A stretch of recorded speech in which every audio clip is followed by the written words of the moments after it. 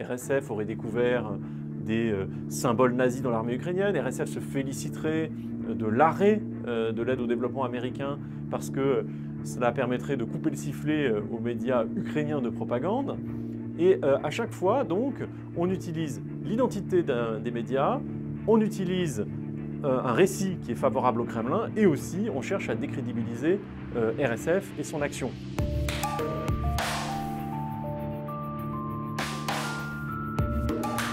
Aujourd'hui, je voudrais parler de la propagande russe et de ce qu'elle signifie concrètement.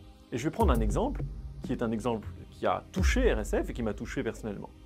Entre Noël et le jour de l'an, je suis en vacances et je reçois un mail d'une collaboratrice qui dit « Tu devrais regarder cette vidéo qui circule sur les réseaux sociaux ». Je clique, je regarde, ça ressemble à une vidéo du Figaro, comme le journal du soir en fait fréquemment.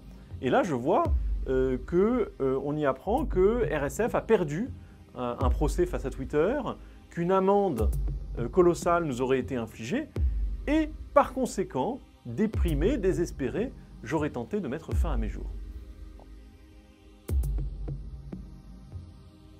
Je suis très étonné, c'est une sorte de mauvaise blague, mais qui joue sur des ressorts qui sont des ressorts réels pour certains. Nous avons porté plainte contre Twitter, nous avons une action juridique en cours, mais tout ça est au service d'un mensonge complet qui vise à décrédibiliser RSF et à me décrédibiliser moi. Ça, c'est un exemple de ce que l'on peut trouver en ligne de façon complètement impunie sur les réseaux sociaux aujourd'hui. Et je crois qu'il faut remettre cet événement en perspective.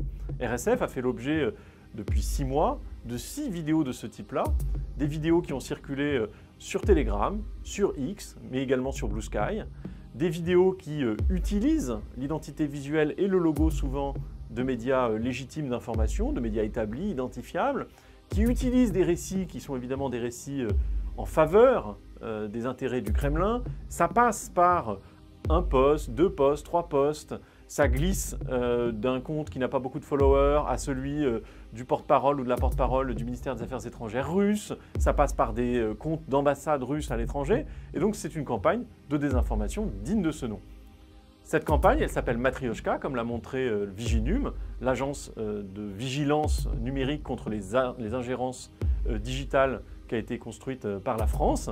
Eh bien, cette opération Matrioshka, elle touche RSF. Comment c'est possible aujourd'hui qu'on puisse faire circuler dans une telle impunité des récits de ce type-là? C'est rendu possible parce que les réseaux sociaux n'assument pas leurs responsabilités, parce que le Kremlin fait le pari de la crédulité des citoyens, parce que les médias parfois ne portent pas plainte, soyez sûrs, RSF a porté plainte, mais aussi parce que nous avons laissé l'espace digital devenir un véritable chaos où les gouvernements démocratiques n'ont pas pris leurs responsabilités. Alors, faisons attention à ce qui se produit, soyons vigilants, soyons en contre-attaque face à cette désinformation, parce qu'elle cherche à influencer notre récit public et à la fin de porter atteinte à nos cerveaux.